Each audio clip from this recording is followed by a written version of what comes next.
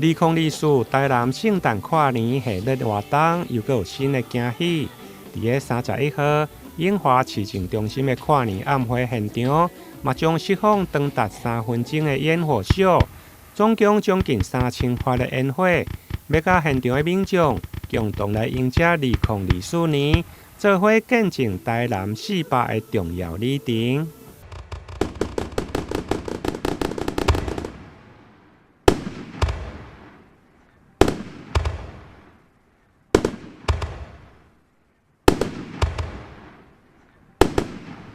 这届烟火秀由着开基玉皇宫来赞助，特别融入卡斯，除了有红色的爱心意象，象征爱甲包容。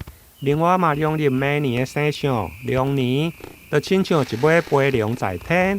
希望好运会用的拢总来。台南新闻综合报道。